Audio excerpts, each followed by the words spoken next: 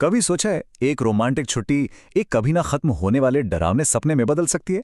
ये कहानी है निशा और आरव की, जिनकी एक परफेक्ट सी दिखने वाली ट्रिप असल में उनकी जिंदगी की सबसे बड़ी और शायद आखिरी गलती बनने वाली थी। चलिए इस कहानी की परतों को खोलते हैं। कहानी की शुरुआत ही होती है एक अजीब सी चेतावनी से। बंगले से बारात निकलने वाली है, जल्दी से छुप जाओ। एक बूढ़ी औरत के ये शब्द आरव के कानों में बार बार गूंज रहे थे। ये एक इशारा था, आने वाले उस खौफ का जिसकी किसी ने कल्पना भी नहीं की थी।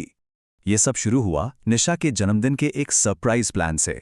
आरव ने प्लान बनाया था कि वो उसे तारों के नीचे कैंपिंग के लिए एक बहुत ही खूबसूरत सुनसान जंगल में ले जाएगा।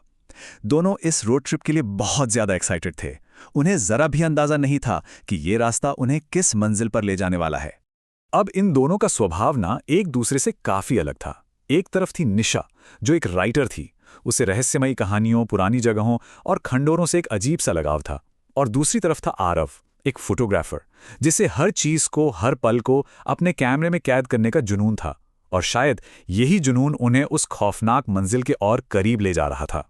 कोई 2 घंटे ड्राइव करने के बाद उनका रास्ता एक अजीब से गांव की तरफ मुड़ गया।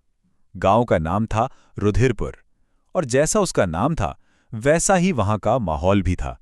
एक ऐसा माहौल जिसने निशा के दिल में एक अजीब सी बेचैनी पैदा कर दी थी। सोचिए, शाम के सिर्फ 6 बजे थे, लेकिन पूरा गांव एकदम सन्नाटे में डूबा हुआ था। हर घर के बाहर अजीब सी मशालें जल रही थी। दरवाजों का रंग खून जैसा लाल था, और उन पर काले रंग से कुछ अजीब से मंत्र लिखे हुए थे। हवा में कुछ तो बहुत गलत महसूस हो रहा था। खैर, उस गांव से निकलकर उन्होंने जंगल में अपना कैंप लगा लिया। रात घनी हो रही थी, और बस यहीं से आरव के कैमरे ने एक ऐसे राज से पर्दा उठाना शुरू किया जो उन दोनों के होश उड़ाने वाला था। निशा के कहने पर आरव ने आग के पास बैठी उसकी कुछ तस्वीरें खींची। आग की रोशनी में निशा का चेहरा चमक रहा था। सब कुछ एकदम परफेक्ट लग रहा था। लेकिन ये सुकून बस कुछ ही पलों का था। जैसे ही आरव ने कैमरे की स्क्रीन पर पहली तस्वीर देखी, उसकी सांसें अटक गईं। निशा तो बहुत खूबसूरत लग रही थी, लेकिन उसके ठीक पीछे वो क्या था? कुछ ऐसा जो वहां हो ही नहीं सकता था। उसने एक और तस्वीर खींची, फिर एक और हर अगली तस्वीर में सेहरा पहने एक दूल्हे का साया निशा के और भी करीब आका जा रहा था। आरव की आंखों के सामने उसके कैमरे में ये खौफनाक मंजर एक एक करके कैद हो रहा था। और सबसे ज्यादा डरावनी बात पता है क्या थी? जब निशा ने वही तस्वीरें देखीं, तो उसे कुछ भी अजीब नहीं लगा। उसे तो सिर्फ अपनी खूबसूरत तस्वीरें दिख रही थीं, कोई दूल्हा नहीं, कुछ नहीं। आरव उसी पल समझ गया कि जो कुछ भी हो रहा है वो सिर्फ और सिर्फ उसे ही दिखाई दे रहा है। अगली शाम उन्हें रास्ते में वही पुराना बंगला फिर से दिखाई दिया, लेकिन इस बार वो खंडहर नहीं था। अरे, वो तो रोशनी से जगमगा रहा था। ऐसा लग रहा था जैसे अंदर कोई बहुत बड़ा जश्न चल रहा हो। ना जाने क्यों, पर वो दोनों उस बंगले की तरफ खींचे चले गए। बंगले के अंदर का नजारा तो और भी ज्यादा अजीब था। चांदी की थालियों में 56 भोग लगे थे, लेकिन खाने वाला एक भी इंसान नहीं था।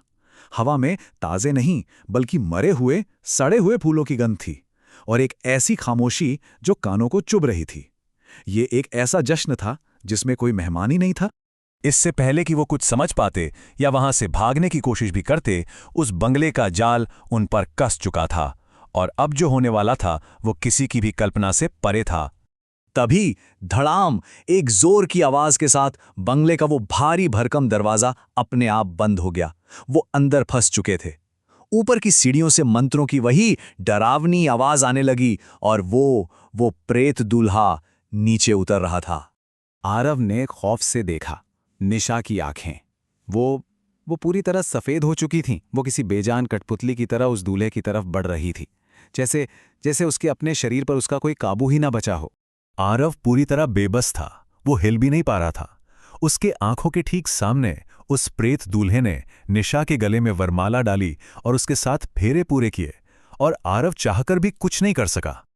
और जैसे ही आखिरी फेरा पूरा हुआ, एक दिल दहला देने वाली चीख पूरे बंगले में गूंजी, और उस चीख के साथ ही वो दूल्हा, निशा और बंगले की सारी सजावट, सब कुछ एक पल में धुएं की तरह गायब हो गया। आरव पागलों की तरह निशा को ढूंढने लगा।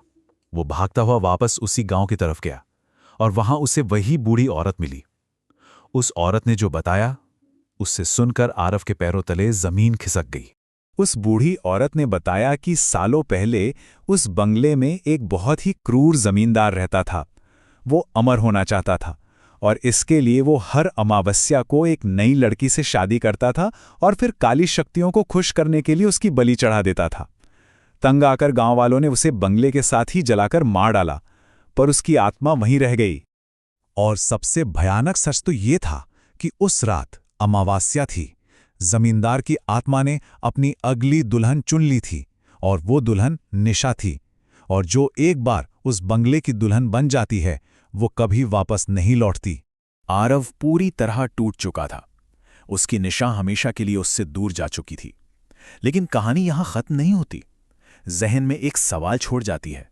जमींदार की आत्मा तो अब भी उसी बंगले में है, तो अब अगली अमावस्या पर क्या होगा?